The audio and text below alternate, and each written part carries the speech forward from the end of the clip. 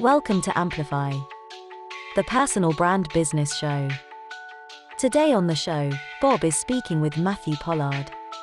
The word sales was derived from the Scandinavian term to serve.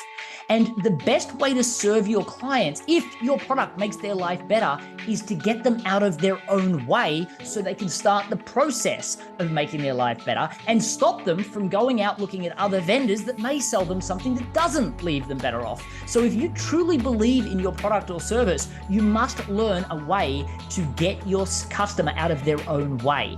That is the way I define sales. Hi there and welcome back to the Personal Brand Business Show. My name is Bob Gentle, and wherever you are, good morning, good afternoon or good evening. This week I am really excited because we're speaking about a subject that I know a lot about, but often not for the best reasons.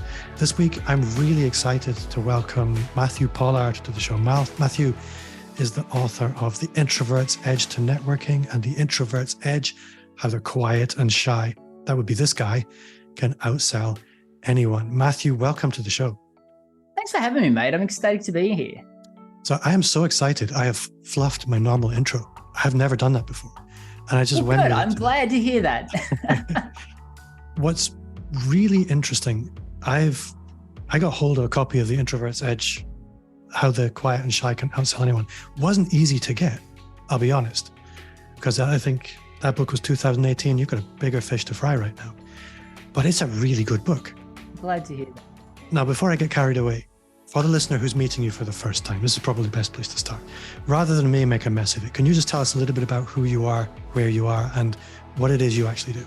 Yeah, absolutely. And I think for a lot of people listening, this is important to kind of preface with. So yes, I am an introvert, and most people will assume halfway through this that I no longer am. And that's actually not a possible thing to happen, right? If you are an introvert, you draw your energy from being by yourself. And while I come across, hopefully, articulate when I do interviews like this, I speak from stage and I get the opportunity to speak on some of the biggest stages in the world, I am definitely still an introvert. I'm very tired afterwards. It drains my energy, but actually I love those things now. So the way I like to spend my life is helping introverts realize they're not second-class citizens. Their path to success is just different. And I choose to focus my time helping introverted service providers obtain rapid growth. And the reason for that is, I mean, my background is I fell into sales, having no right really being in it after losing my data entry job.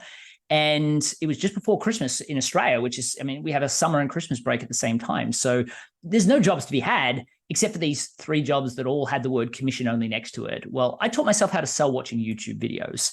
And I mean, it was 93 doors before my first sale, but I'd spend 8 hours practicing every day, 8 hours then applying what I learned every day. And I would do that day after day after day. And it just became less doors and less doors until soon, it was 6 weeks later, I was taken into my manager's office and I thought I was getting fired because the look on his face was, oh my gosh, it just looked like something had gone horribly wrong. But what had gone horribly wrong is this person that never really even spoke to anybody. I mean, I handed my paperwork in downstairs, had just been listed as the number 1 salesperson in the company, which was the largest sales and marketing company in the Southern Hemisphere. I mean, they had thousands of salespeople all over the world. And the thing that really came from that is me understanding that sales is a system just like anything else. And so for me, that was liberating. I mean, they automatically promoted me. I don't know why people promote people that can sell. Like I was a terrible manager and I had no idea, but I went back to YouTube to learn how to manage. And I got pretty good at it. Like I got promoted 7 times in 12 months, and fast forward just shy of a decade, I've been responsible for 5 multi-million-dollar success stories. But I think what's most important is, I went from scared to sell to teaching hundreds in my organizations how to do it. Now I get the opportunity. I mean, the book that you held up, it's sold 80,000 copies. It's in 16 languages. It's helped so many introverts to do 2 things. One is to believe that they can sell, that as a matter of fact, they have an advantage over their extroverted counterparts, not by trying to copy them, of course, but by leaning into their own natural gifts. But more importantly, it's inspired them to actually create a sales process, because without a sales process, we introverts are terrible at selling, and it takes way more emotional energy than it should. I just want to pause for a moment because there's a danger that all the extroverts listening might think, oh God, an introvert episode, last thing I need, and go off and do something else. They need to understand yes, you focus on supporting introverts, but big companies pay you a lot of money to look after their sales teams, full stop, extroverts and introverts. Everybody is going to really get something out of this episode today, but especially the introverts. Absolutely. I think so here's the interesting thing. Brian Tracy, who is a big extrovert, will tell you the top 10% of all sales performers have a planned presentation. The bottom 80% just say whatever comes out of their mouth. Now, think about that, because if you go to the global gurus list of top 30 sales professionals, which I'm honored to be on that list, by the way, there are a ton of other introverts on that list as well. So the fact that you think you can't sell if you're an introvert, not true. But there are extroverts. For instance, I was on Jeffrey Gitomore's podcast. He wrote the Little Red Book of Selling. And what was interesting is he usually interviews people for about 20 minutes. We were on there for an hour and 30. And it was just because he kind of lit up about the systematic process. And what he said is that he can't teach people how to sell the way he sells. He had to build system and methodology, because you can't just say, oh, it's easy, just do this, when you're an introvert, because it's not easy and you can't just do that. So for the extroverts that are listening, sales process will put you in that top 10%, because the bottom 80 just say whatever comes out of their mouth. Of course, the introverts are at the bottom of that list, right? So the thing that I want people to understand is that what I teach people is sales systemization. And actually, more importantly, especially if you have your own small business, I kind of explain that if you start with sales, you've already kind of lost, because there are some other really critical pillars that take a lot of the heavy lifting away from the sales process. But in theory, my process works for both introverts and extroverts. The biggest difference is that introverts, well, let's face it, we get in our own way a lot. And the belief that we can't stops us trying. Like if you think you can't succeed at running a marathon, you don't train.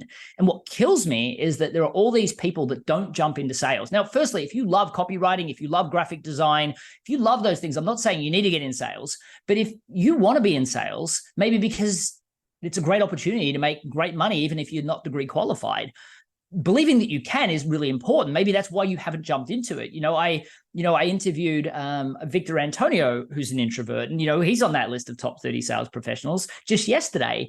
And he said he went into sales because he believed that that was the only path for him to earn really good money. So that's the direction he went. I just interviewed him on the Introverts Edge podcast. He had lots of things to say about what makes introverts amazing sales professionals. But a lot of times people also don't go and start their own businesses because they can't believe they can sell, or worse, they start their own business, but they then accept subpar performance. They accept struggling every day in this hamster wheel of trying to find clients, trying to set themselves apart, trying to make the sale, getting beaten down on price, all because they don't know the things outside the scope of their functional skill that really don't even take that long to create a rapid growth business that they love. And what kills me is so many of them either make very little money and just survive, or go back to working for someone else, all because they didn't spend what I would say is hours of practice, yet they've spent years learning their functional skill. I think this is something that you see again and again, people with incredible genius at, as you described, a functional skill, but they don't have the vehicle for connecting that value with the people who need it out in the world, the ability to close that gap in the value exchange. And something that I experience quite often, and this is particularly the case with my introvert business owners, is selling feels very personal. I think when you're selling something on behalf of a company that you don't own, you're one step removed from that being personal for you. Therefore, the rejection, when it comes, it's not you being rejected, it's the company or the product being rejected. So it doesn't land in the heart in the same way. How do you move people beyond that when it's their business and they are the business? What's really interesting about that point that you made is, and by the way, the reason why you're such a great host, and you are, by the way, you're asking very insightful questions, is because you've actually done some planning and preparation. Amazing qualities of introverts, right? And before this interview, you asked me a lot of key questions as well, and you made sure that I understood the plan. These are all naturally introverted characteristics. And a lot of, Mark Hunter, who's another amazing introverted salesperson, he started off as a disc jockey, right? But he interviewed people, and he spoke, and it was all planned and prepared. As a matter of fact, he had a chronic stutter growing up, right? So for him, he did that to try and to sidestep it. But going back to your point, Even a lot of extroverts struggle when they're selling themselves. So there might be a big extrovert selling a product and they feel really comfortable, but then they actually almost are shy because when somebody says no to their product, when they're selling a product, it's water off a duck's back. But how do you not take rejection personally when they're rejecting you as a service provider? And that's where a lot of extroverts become unstuck as well. And what's funny is I've had a lot of extroverts come to me and say, I'm introverted when it comes to selling myself. And I'm like, no, you're an extrovert. You're just uncomfortable selling yourself. Because again, it's back to where you draw your energy from. Psychologists have made it way too confusing. But what I would say is that the reason why you're finding it uncomfortable is you're not using your analytical mind.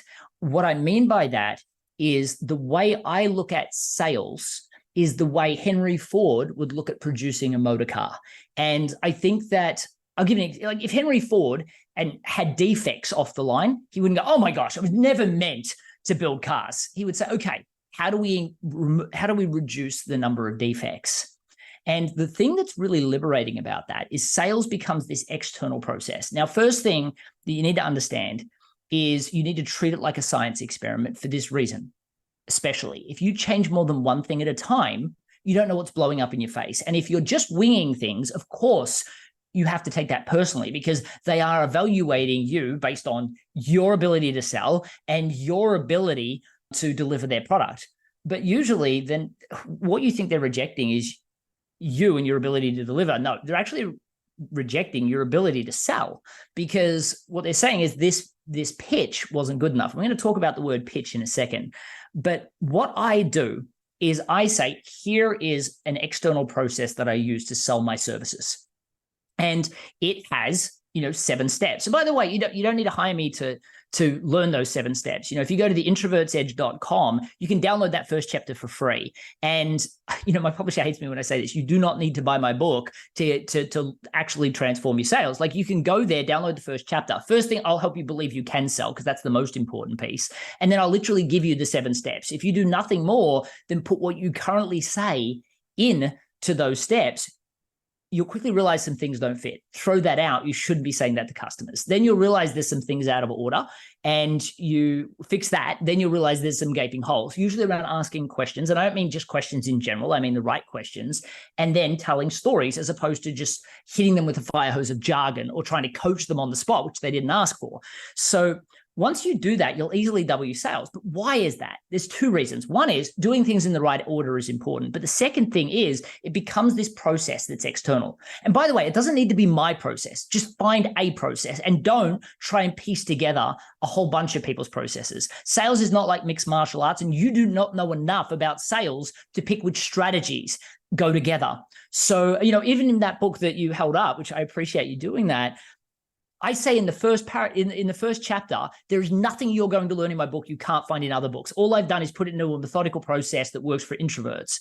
And that's authentic to me. But the thing that I'm trying to highlight for people is that becomes an external process now. You've got those 7 steps. And if you don't, or if you're trying to match different pieces together, it's going to overcomplicate. You'll go back to what I call busy procrastination, which is the busy work you do that's got nothing to do with sales.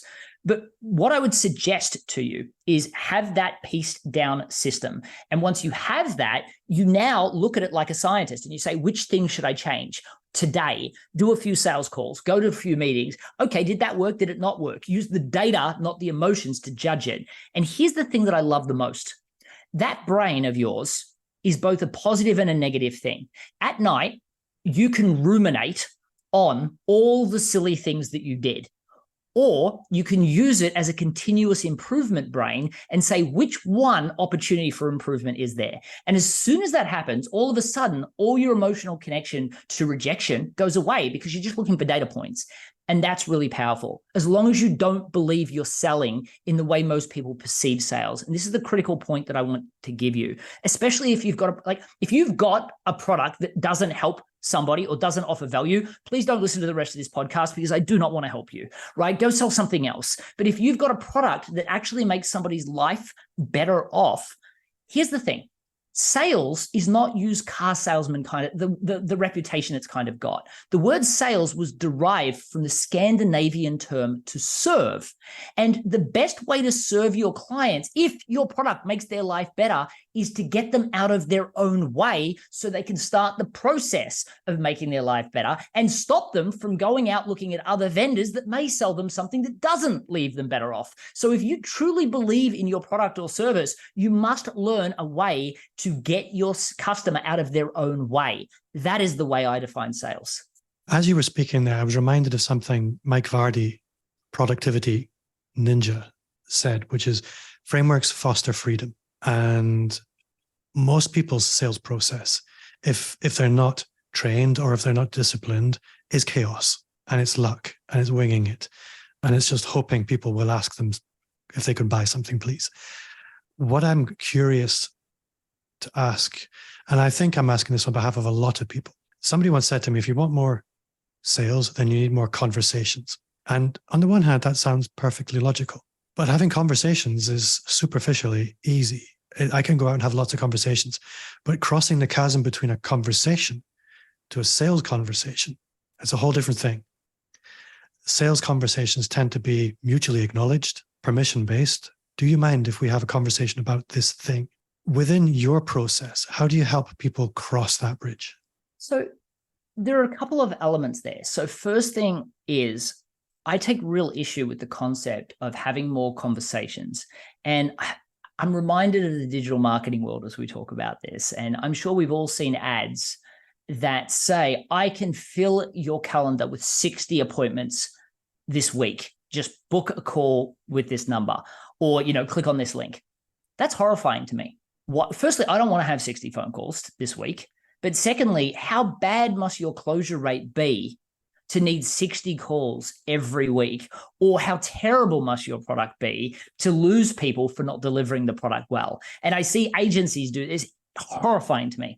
Agencies will book 60 phone calls because they need to get this many people to buy, and they're so bad at their closure rate that they get this many people, and they're so busy focused on that they're outsourcing the delivery or white labeling their delivery to people that deliver it poorly. So they're losing clients out the back end. And that's supposed to be a reasonable model. And the thing that kills me, I had a person that decided to start working with me it was yesterday or the day before. And he talked about the agency model, and he talked about the fact that he was different. He was hyper local, and he was actually did all the services himself, and he truly cared. I'm like, no, the word agency is dirty. Just by the way, so is sales trainer, so is coach. And we'll talk about that, because I want to help you understand that it's also about attracting the right conversations, not just more conversations. But if your closure rate is 20%, stop looking for more conversations. Do one of two things. Either decide that the conversations you're having are incorrect, or decide that the sales process is the problem. And the reason why I say that's a decision, and this is going to lead us to two examples. And I'm going to give you the first one, and then depending on how much time we have, we can do the second one. But the reason why I'm saying this is, if you're attracting the wrong conversations, if they're seeing you as just another service provider, as a commodity, then of course price is going to be a factor. But then secondly, if they see if you don't show them the uniqueness, even if you have it, and then secondly, if you've decided that you want to communicate with them, or your sales process isn't right, you might think, I had a client, actually the guy that wrote this book with me, he's an example in that book. And the reason for it is because, I didn't want to write a book. I had a reading speed of a 6th grader in late high school. That's why school was so tough for me. I took a year off to find myself. And that's how I ended up in data entry. That's how I ended up in door-to-door sales. But, he's like, Matt, you need to put this information to a book. And, he kept saying his clients couldn't afford him.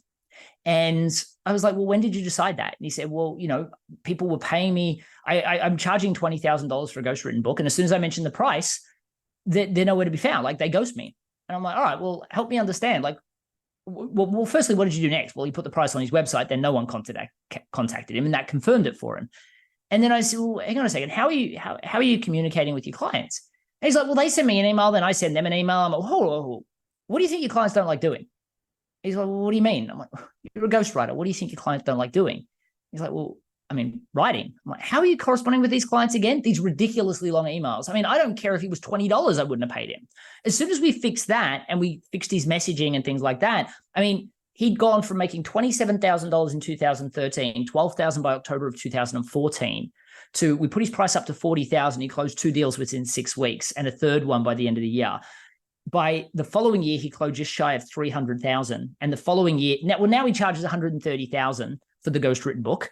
Far from 20,000 they couldn't afford. He now charges 130,000. You're recording this with me in July of 2023. He's already booked out until mid next year.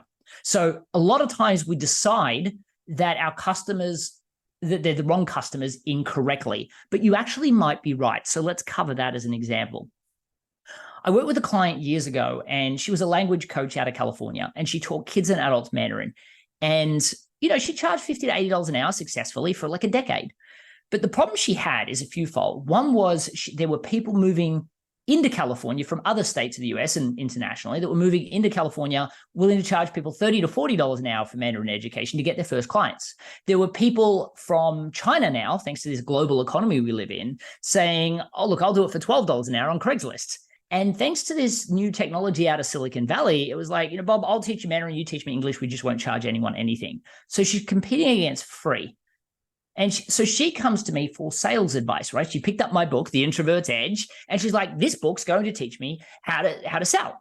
And she comes to me and she says, I need advice on how to close more deals. And I said, well, this is a long battle to the bottom. I mean, there's a lot of people that are cheaper, and your service, the way you're articulating it, sure, there might be a few things that you do that are better, but it's hard for them to understand it, and they're not going to give you the time to understand it. So what I want to do is I want to avoid the battle altogether. So what I did is I looked at all the clients she worked with, and I mean, she worked with hundreds over the decade, but what I noticed is there were 2 people specifically she helped with far more than just language tuition. I mean, these were executives being relocated to China, and the stuff she taught them blew me away. I mean, she taught them the difference in e-commerce in China versus the Western world, the importance of respect, like why learning the language isn't enough. You have to reduce your accent, how to hold a business card, and why it matters so much.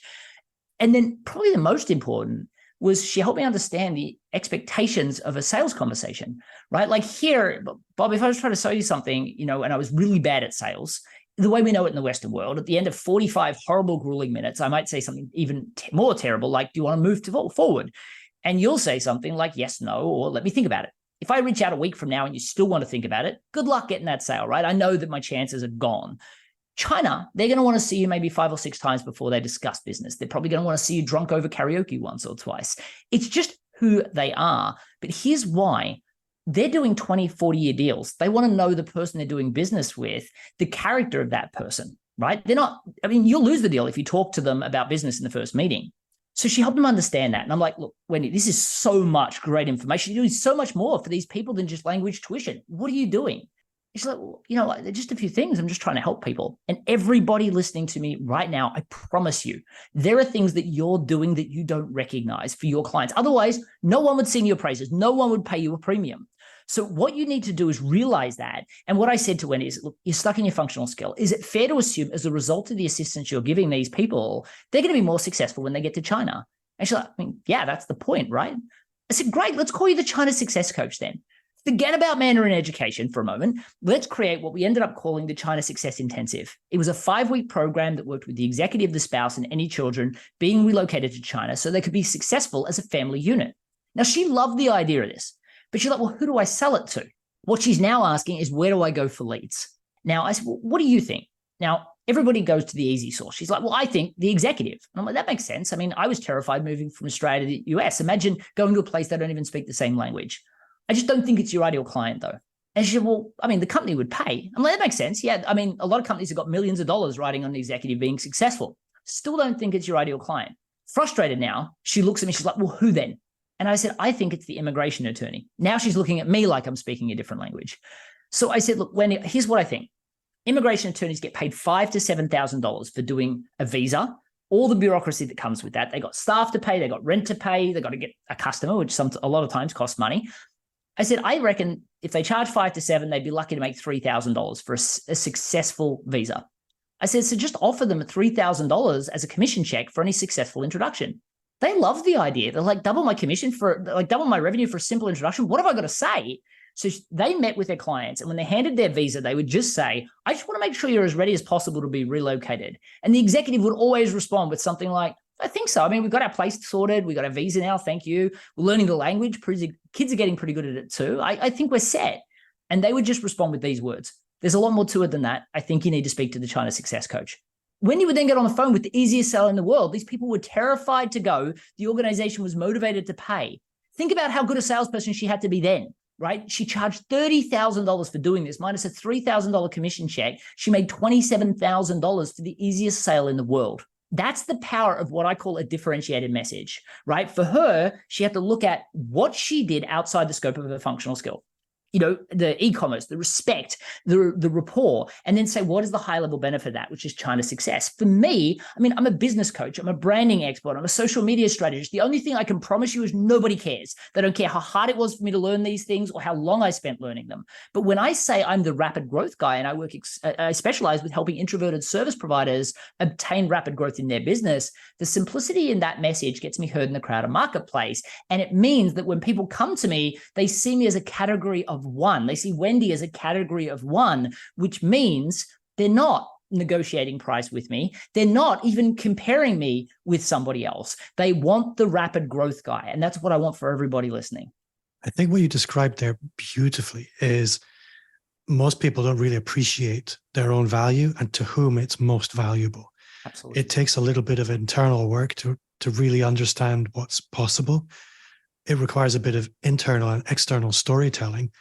But once you've got that locked in, you are then much more valuable. I think listening to that as well, you paint a very powerful picture of the strategic partner.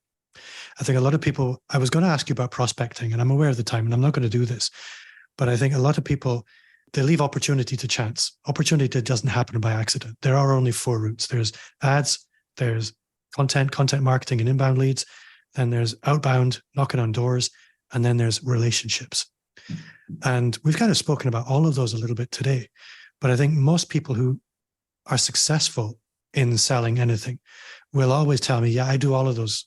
But the thing that always moves the needle is the relationship. And you've got the book behind you. But a lot of people will always go out looking for the one customer rather than who's the one person who already has all the customers who doesn't do what I do. And how can I be more valuable to them? Because business is a value exchange. It's not just the end sale, but it's every step along the way. How can you be valuable? And I think you painted a fantastic picture of that. Well, I think what's important about that, and I appreciate you saying that, I think there are a couple of important things there. So one is you spend so long studying to be the functional skill, if you have to go to get a degree for that, then you spend many years practicing the art of it. So you want to fit in that category. Derek wanted to call himself a ghostwriter.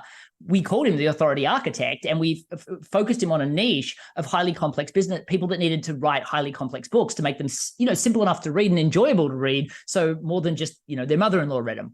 So the thinking about that differently is really, really important. But here's what I find. Most people don't appreciate the things that are outside their scope of their functional skill because they're naturally, a lot of them have these as natural gifts, or to them that's just good customer service, or that's, because they always have their customers say, what is it that you love about working with me? Or, they'll say, oh, you provide such great customer service, or you're just really knowledgeable. You need to ask them how specifically, right? Appreciate them saying it, and then say, how specifically do you think I'm not knowledgeable? How specifically do you appreciate my customer service? And you'll realize there's actually some deeper answers there. And because if there wasn't, if you charge a little bit more than the average, they recognize that every time they pay your bill, they still decide to work with you. If they're at an event and somebody asks them, oh, I'm looking for a copywriter, who would you recommend? They sing your praises because they had a great experience. If you ask them to write a few words as a testimonial and they write you a paragraph, it's not because you do the standards. So you have to recognize that. And usually you're the worst person to ask about what those things are. And secondly, so is anyone else. Like if you're a coach, you shouldn't ask another coach what your key skills are, because they also love the rule book of coaching. So what I would recommend people do, and actually, you know what? I've got a template. You can go to matthewpollard.com/growth. And there's a 5-step template that you can work through to create your unified message and discover your niche of willing to buy clients. Now, do not do this alone. Like, get somebody else to listen to this podcast episode that you know. Again, if you're a business coach, go ask a florist friend or an attorney friend of yours. Don't do it with another business coach. But what I want you to do is do this template and spend an hour on them and get them to spend an hour on you. You know, I did this at the National Freelance Conference, nearly 200 people in the room. And at the end, I said, look, do me a favor, put your hand up if you now believe you've got, you know, a unified message that will excite and inspire people to want to know more. You know, your group of, you know, people that pay you what you're worth. Like 97% of the room put their hands up. Now, keep your hand up if you also think you've identified that niche of people that are just going to see you as the only logical choice. 97% of the room kept their hands up. And I said, now, one more question. Keep your hand up if this is the most time you spent actively working on your marketing since you started your business. Now, I said the word actively because they might have listened to a podcast like this, but they didn't take action on it. They went, oh, that sounds nice. I'll do it one day. 85% of the room kept their hands up. The whole session was 90 minutes long. So if you go to matthewpollard.com/growth, download that template and do that with somebody, call someone, get them to listen to this podcast, block out 2 hours, you'll be miles ahead of where you are. Now, going into that partner statement that you highlighted, it's actually incredibly important that you learn how to communicate with partners. Like in my new book, The Introverts Edge to Networking, I talk to people about 3 types of relationships. You have transactional relationships, and people think when they go to networking events, that's the group they're trying to get, right? I'm trying to get a deal in the room. Yeah, that's a ticket to staying in the hamster wheel, right? While they're nice if they happen, and you should never try and sell them in the room, it's actually the other 2 groups that are the most important.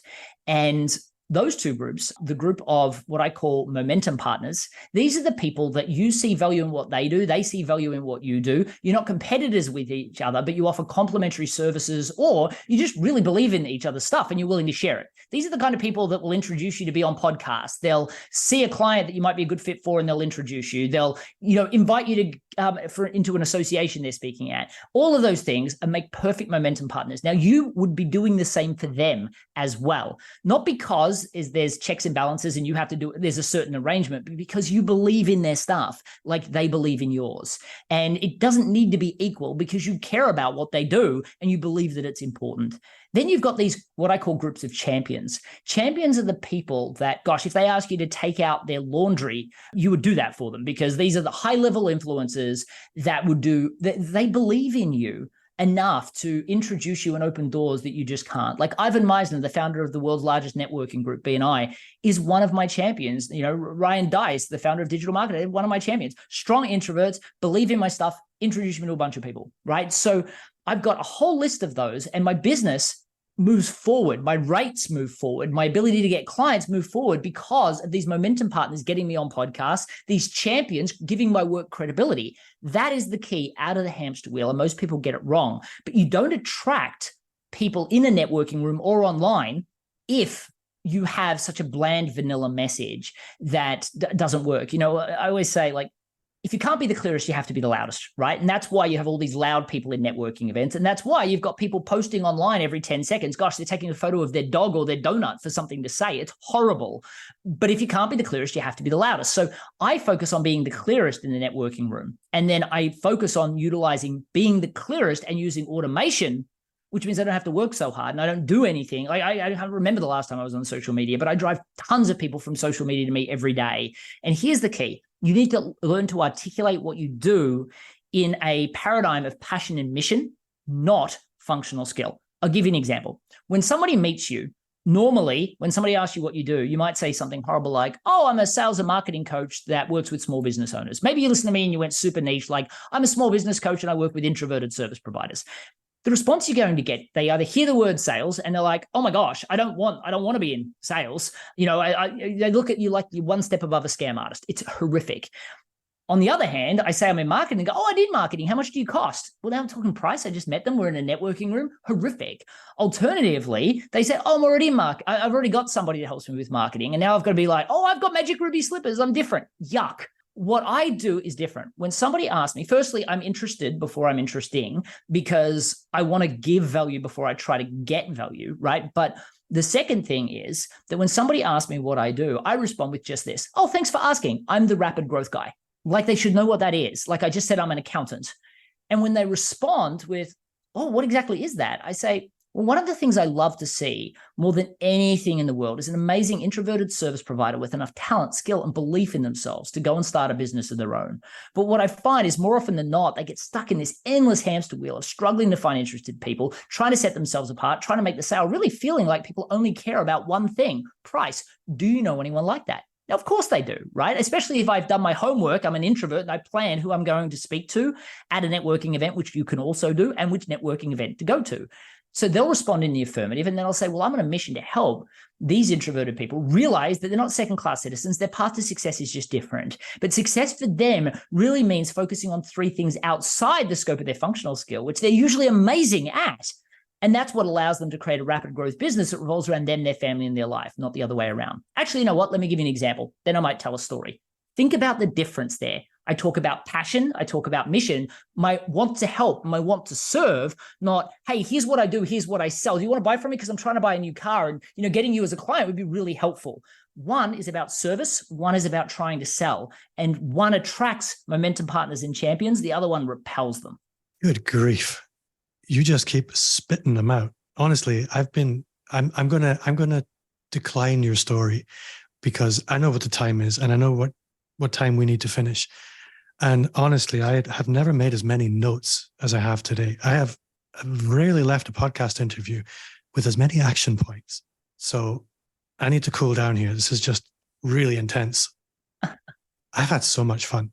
Just listening to you is really inspiring. It's really motivating. I really hope the people listening at home, on the bus, on the train, walking up a hill, wherever you are, I hope you feel like you can do something new now, that you can see the road open up in front of you, which maybe wasn't there before. Matthew, this has been so much fun and a lot of value. I've been very quiet, which is fine. It's not about me. It's all about you. But I really hope people will go and download the first chapter of your book.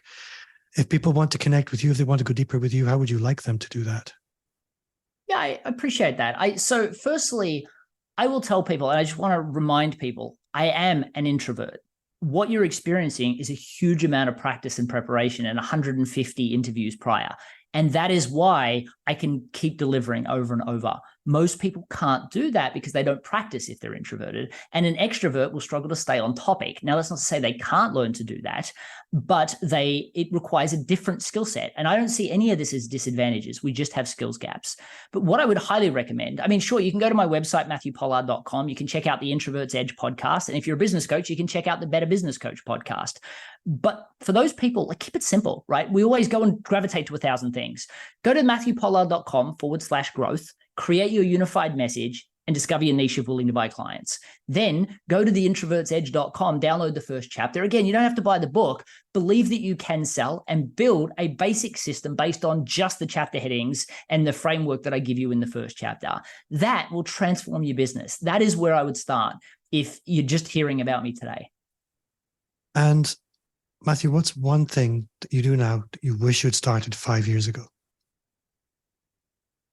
Well, I would say, it's funny. There's 2 answers I have for this. The first one, and I'm gonna break your rule and tell you one thing I do now that I wish I did 10 years ago, and that is because, funnily enough, I used to think online marketing was kind of a bit of a joke.